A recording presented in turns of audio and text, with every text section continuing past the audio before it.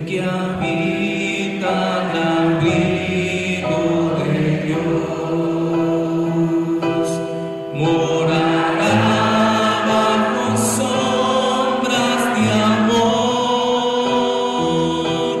sobre él no vendrá ningún mal, y en sus alas feliz vivirá. Oh, yo quiero habitar al abrigo de Dios, solo allí encontraré paz y profundo amor. Mi delicia es con él, comunión disfrutar y por siempre su nombre alabar. En este pasaje, hermanos, del capítulo 16 del libro de los Hechos, encontramos, hermanos, un cuadro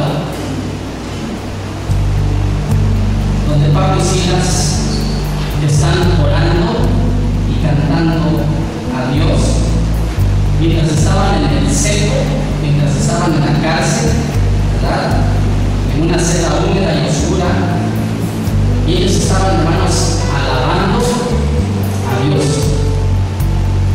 Y ya que hemos leído, hermanos, este relato, hemos entendido, hermanos, el poder de la alabanza. Como en medio de la alabanza, hermanos, viene un terremoto que abre las puertas de la cárcel, y no solamente de la cárcel, sino de todas y cada una de las celdas. Pues los presos, hermanos, ¿verdad?, habían quedado totalmente libres.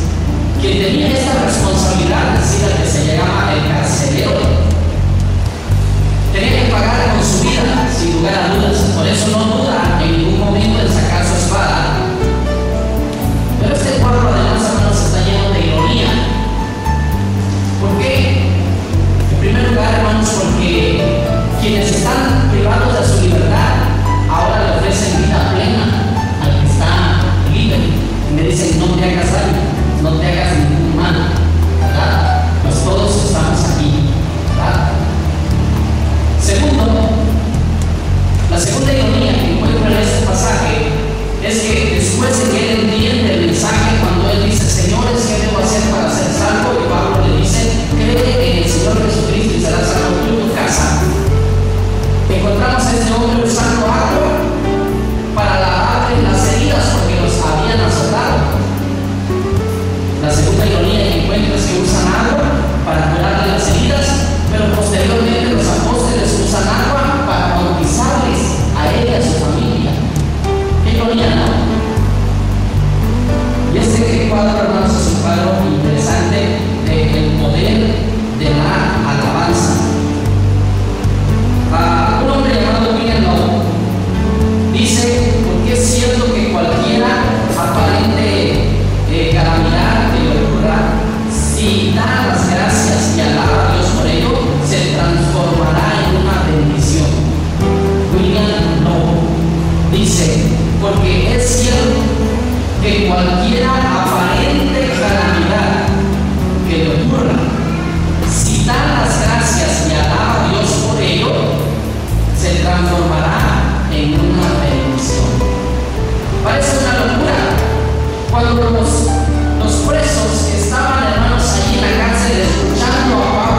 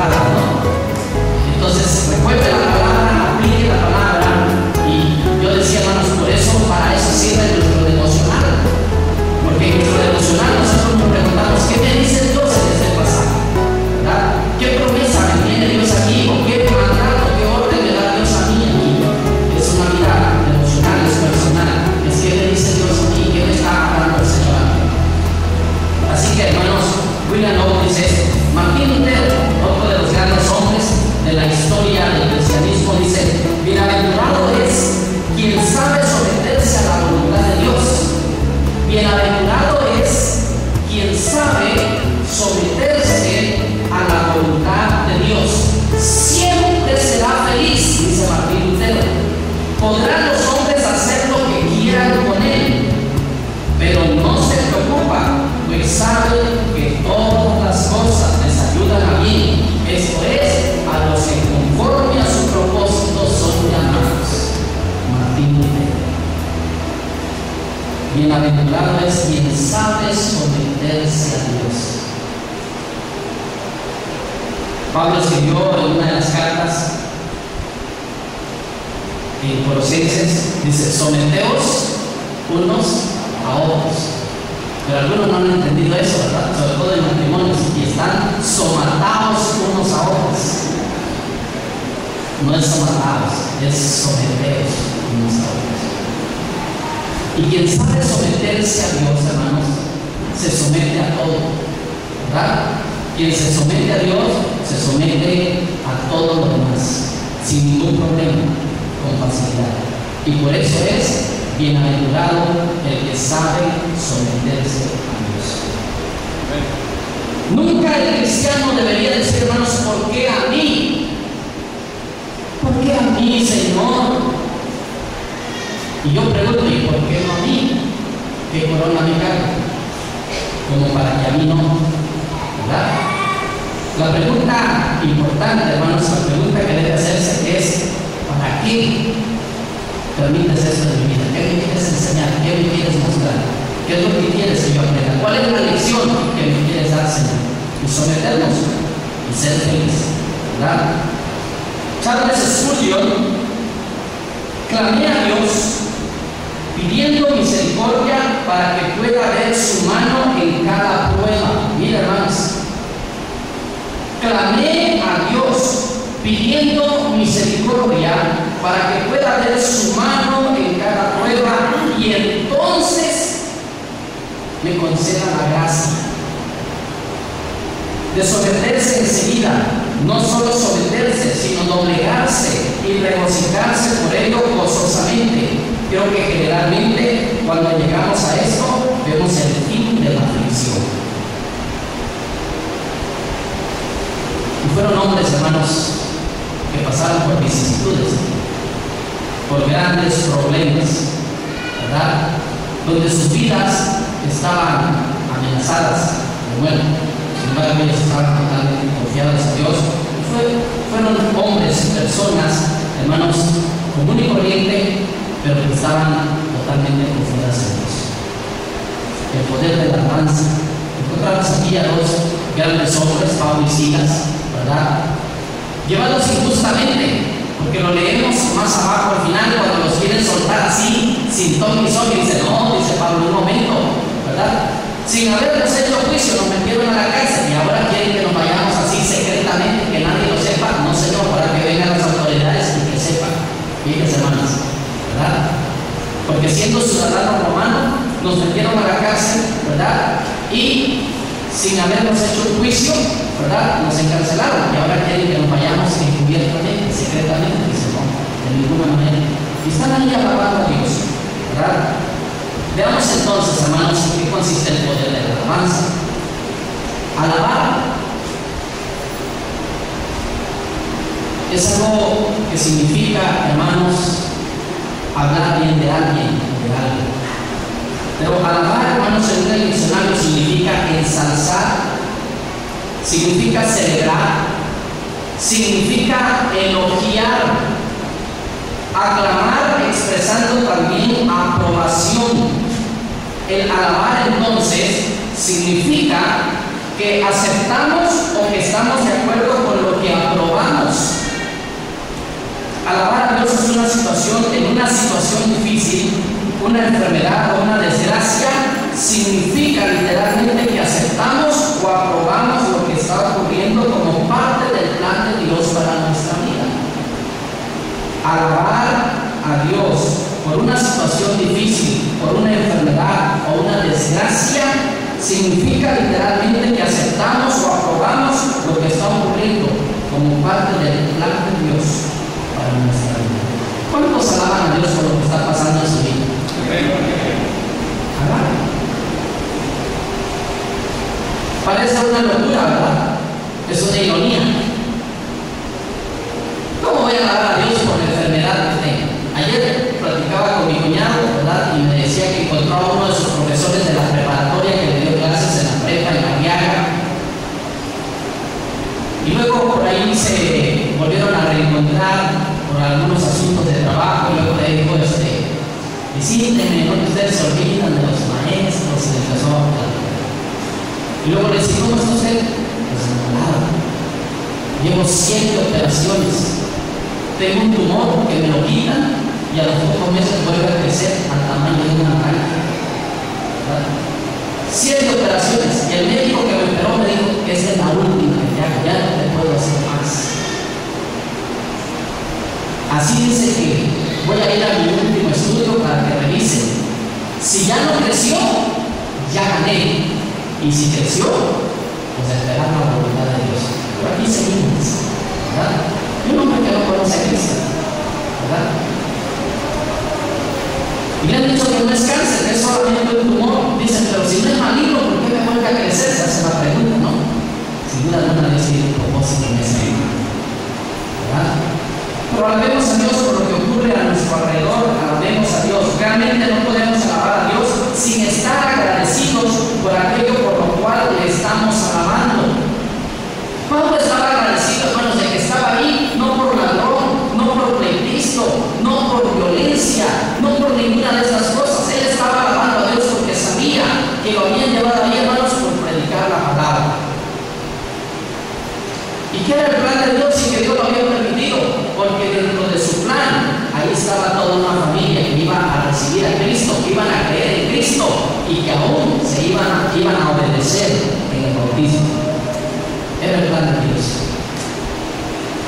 Pero los azotaron. Sí, pero fue el plan de Dios y ellos estaban felices de la vida.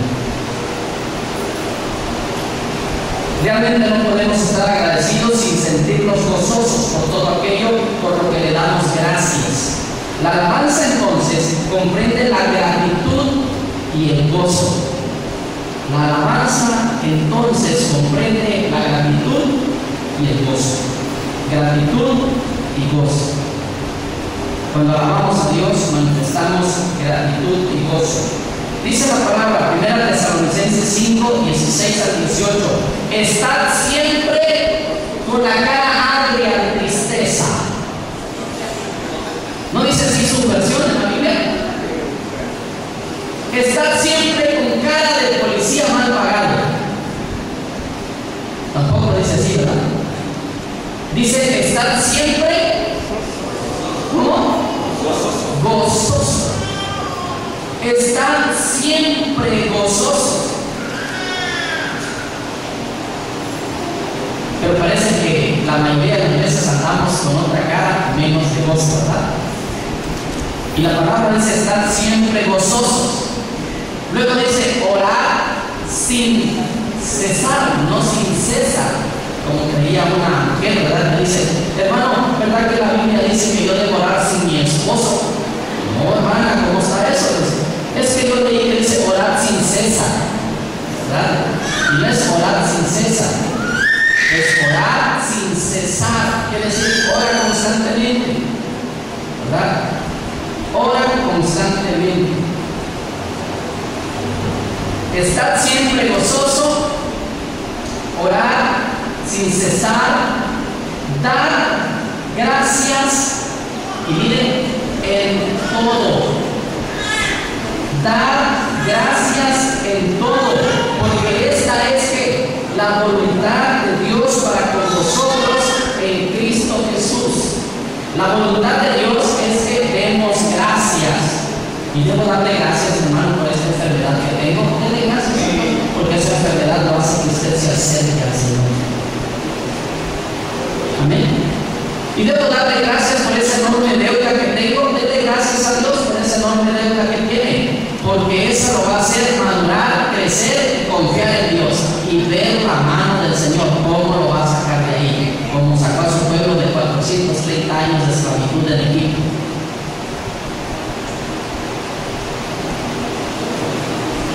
Platicaba un hermano aquí que decía, otro hermano, no hermano, estoy preocupado porque debo 1000 pesos, hermano, no he podido pagar aquí y allá.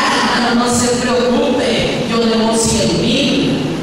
¿Cuánto, hermano? 100,000. ¿Y duerme usted, hermano? Yo sí, el que no duerme es el que le debo.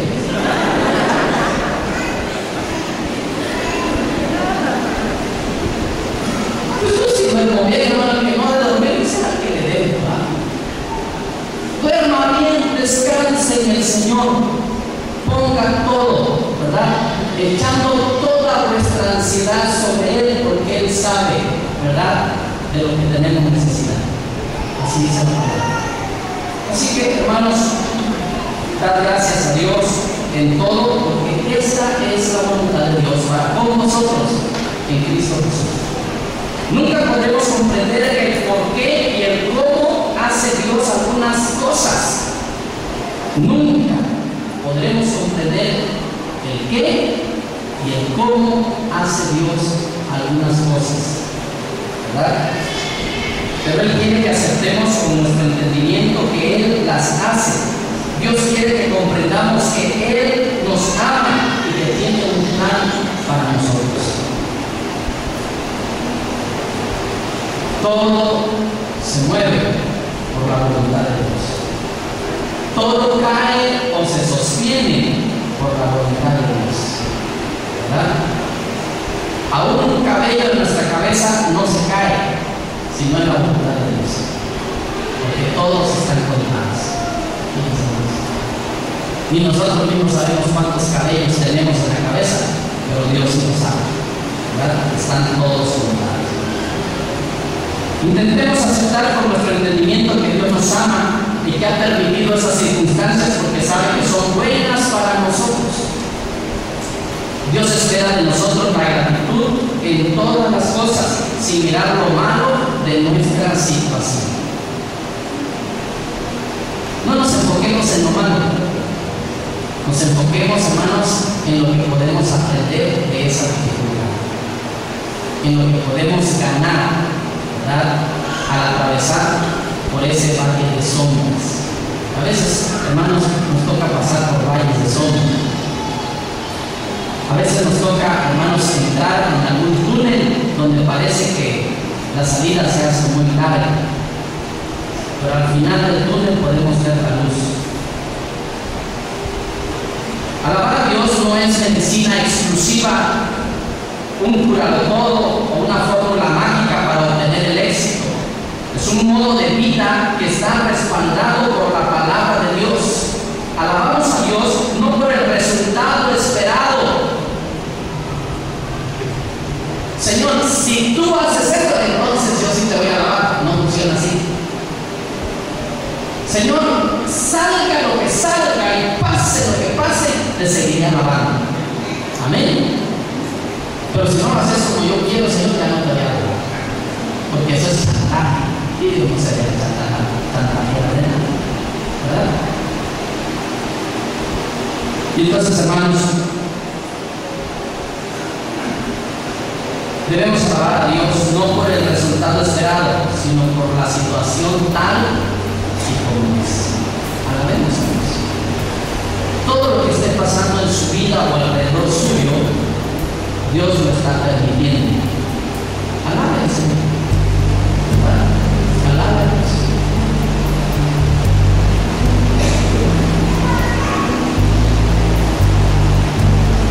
En tanto que alabamos a Dios, mirando de reojo el secreto al resultado deseado, estamos engañándonos a nosotros mismos y podemos estar seguros de que nada ocurrirá que nos cambie, de que cambie nuestra situación. La alabanza está basada en una aceptación total y gozosa de lo presente como parte de la voluntad perfecta y amorosa de Dios para nosotros. Cuando alabamos honestamente a Dios, algo ocurrirá como resultado. Pablo y Silas estaban siendo honestos en su alabanza, ¿sí? Y algo, hermanos, extraño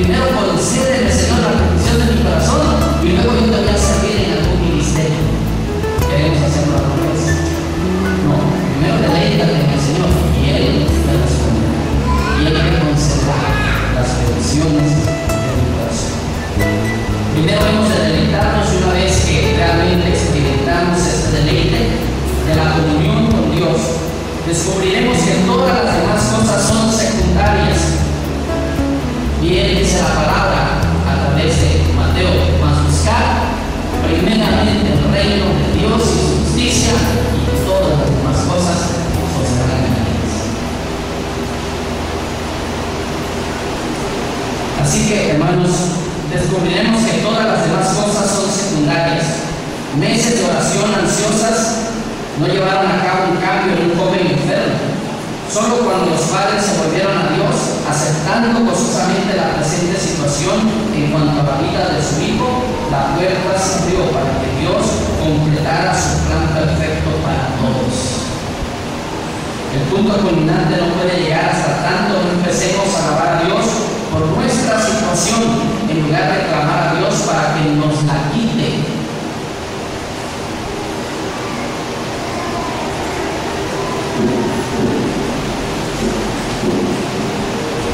Siempre he dicho, hermanos, y lo sostengo: si Dios no te quiere quitar una enfermedad que Él permitió en tu vida, no te lo va a quitar nadie. ¿Estamos de acuerdo?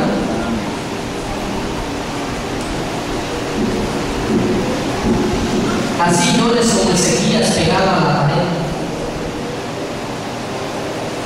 Yo creía, hermanos, cuando leí ese pasaje de Ezequías, y me imaginaba ese cuadro, me imaginaba al profeta, ¿verdad?, con su manto, llegando y entrando al palacio del rey Ezequías saliendo a recibirlo y hablando con Ezequías, hermanos, y diciéndole: alista tu casa, porque vas a morir. Pon en orden todo, ¿verdad?, los documentos, tus papeles, la herencia de tus hijos, todo, porque vas a morir.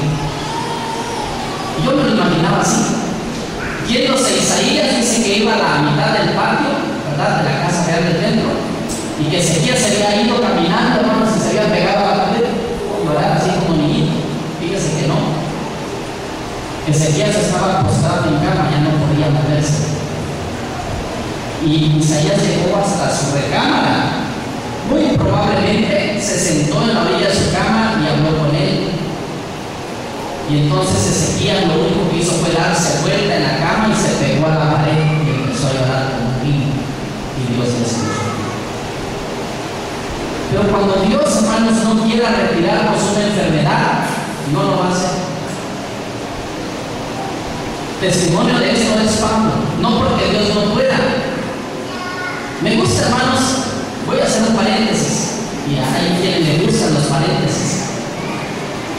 Me gusta ese cuadro, esa escena, hermanos, de aquel leproso que llega con Jesús y le dice, fíjese qué le dice, Señor, si quieres, puedes limpiarme. Y yo veo la gran fe de ese leproso, hermanos, porque ese leproso en ningún momento duda que Dios pueda. Él no dice, Señor, si puedes, dice, si quieres. Yo sé que tú puedes, Señor, pero no sé si quieres. Y Jesús le dijo, si quiero, sé limpio. Amén. Él llegó con una tremenda fe. Él no duda que Dios pueda. Dios lo puede todo. Pero hay que ver si quiere. Y cuando Dios no quiere, ¿quién manda a Dios? Pablo dijo 3 veces le he rogado a Dios que me quite este mal, pero me ha dicho, no, bástate en mi gracia, porque mi poder se perfecciona en tu debilidad. No habrás permitido cualquiera de estas cosas si no hubieses sabido que era lo mejor para mí. El punto culminante de nuestra vida llega a empezar a aceptar las circunstancias presentes con gratitud. Dios tiene un perfecto plan para nuestra vida, pero no nos puede impulsar a dar el próximo paso de su plan hasta que aceptemos gozosamente nuestra situación presente como parte de ese plan. Lo que haya de ocurrir después es cosa de Dios, no nuestra.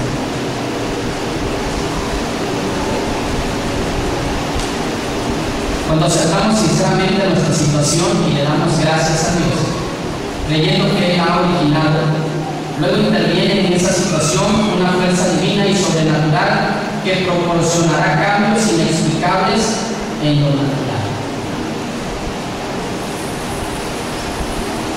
Qué hermoso, hermanos, y qué maravilloso es saber estar seguros y tener la convicción que el lugar donde estamos ahora es el lugar donde Dios nos ha puesto.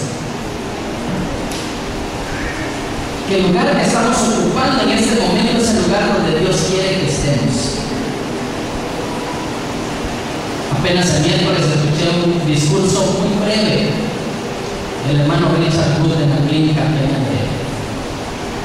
Y él dijo: Dios mandó a la Madre Teresa de Calcuta a la India y envió a Vernon Modo y a Grace Odo a Chiapas, porque tenía un propósito. Y ha sido bendición la clínica Clemente. Dios quiere que le demos las gracias por todas las cosas. Cualquier forma de oración sincera abre las puertas al poder de Dios para entrar en nuestra vida. Pero la oración de alabanza pone en acción el poder de Dios más que cualquier otra forma de petición. Un importante paso en el hecho de alabar a Dios es apartar nuestros ojos de las circunstancias que nos amenazan y en su lugar mirar a Dios.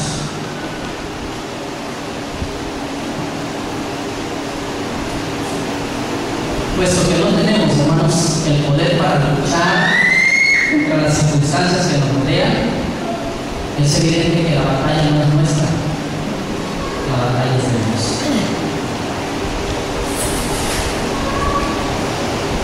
Pablo y Silas, en la cárcel, en la prisión, hacen un uso de lo único que les queda: la alabanza. La alabanza. Alaban a Dios. Veamos, para terminar, 3 preguntas acerca del poder de la alabanza. Número 1. ¿Cuándo se manifiesta el poder de la alabanza? ¿Cuándo se manifiesta el poder de la alabanza? Y diré 2 cosas. El poder de la alabanza se manifiesta en el sufrimiento. El poder de la alabanza se manifiesta en el sufrimiento. La segunda es que el poder de la alabanza se manifiesta en la soledad. Ellos estaban ahí solos, ellos y su alma, pero Dios estaba ahí con ellos. ¿Cuándo se manifiesta el poder de la alabanza? El poder de la alabanza se manifiesta en el sufrimiento. El poder de la alabanza se manifiesta en la soledad. ¿Cómo se expresa el poder de la alabanza? En la segunda pregunta. ¿Cómo? Ya dijimos cuándo. ¿Cómo se expresa el poder de la alabanza? El poder de la alabanza se expresa mediante el valor. ¿Fueron valientes Pablo y Silas en la cárcel? ¿Usted qué cree? Dije, hermanos, que no sé si los demás presos y el carcelero los consideraba santos o lunáticos, pero aplastados no estaban. Estaban ahí, hermanos, con dignidad y estaban ahí con gran valor. Y no estaban avergonzados para nada y empezaron a alabar a Dios en el que habían creído y en confianza. ¿Cómo se expresa el poder de la alabanza? El poder de la alabanza se expresa mediante valor. Pero a medianoche, dice la palabra, ¿verdad? Orando, Pablo y Silas alababan a Dios y los presos los oían.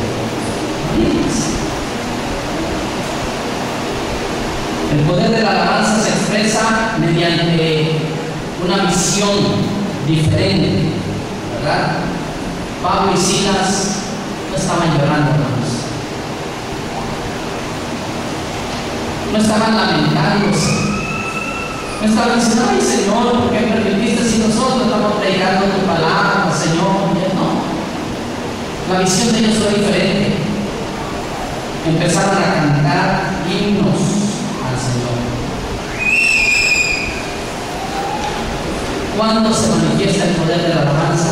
¿Cómo se manifiesta el poder de la alabanza? Y termino con lo siguiente. ¿Cuál es el resultado? ¿Cuál es el resultado del poder de la alabanza? El resultado del poder de la alabanza es el testimonio. El resultado del poder de la alabanza es el testimonio. Cuando la gente te ve alabar a Dios aún en medio de las circunstancias difíciles, la gente dice, ¿verdad? ¿Qué fortaleza tienen estos cristianos ante una situación difícil? El resultado del poder de la alabanza, hermanos, es el testimonio, ¿verdad? Los presos los oían. El resultado del poder de la alabanza es el triunfo. Dice, hermanos, ¿verdad?, el versículo 33, el cual quiero que leamos juntos. Versículo 33.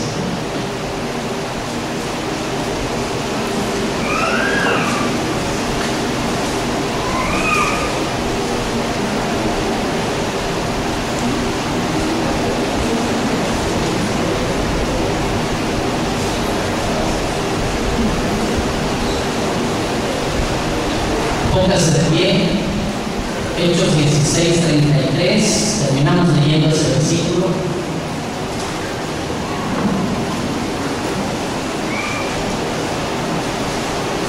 Que es el resultado del poder de la alabanza. Y miren qué resultado es. Resultó en un verdadero triunfo. Leamos juntos. Dice, y él, tomándolos en aquella misma hora de la noche, les lavó las heridas y enseguida se bautizó él con todos los suyos. Hubo triunfo. Ese es el resultado de la alabanza. Querido hermano, no importa las circunstancias, no importa si estás pasando por situaciones difíciles, adversas, si estás pasando por vicisitudes de tu vida, yo te invito, querido amigo, querido hermano, joven, señorita, y quiera que seas, si estás pasando por una enfermedad terminal, si estás pasando por una situación económica difícil, si estás pasando por una situación de falta de empleo, de falta de trabajo, si estás experimentando un aparente fracaso en tus negocios, yo te invito a que alabes a Dios. Los resultados serán de Dios. Confía en el Señor. Oremos. Padre bueno, gracias por tu palabra. Porque, Señor amado, en ella aprendemos, oh Dios eterno, que el cristiano, cuando tiene una actitud correcta hacia ti, cuando verdaderamente ha depositado su confianza y su fe en el Dios de lo imposible, Señor, el resultado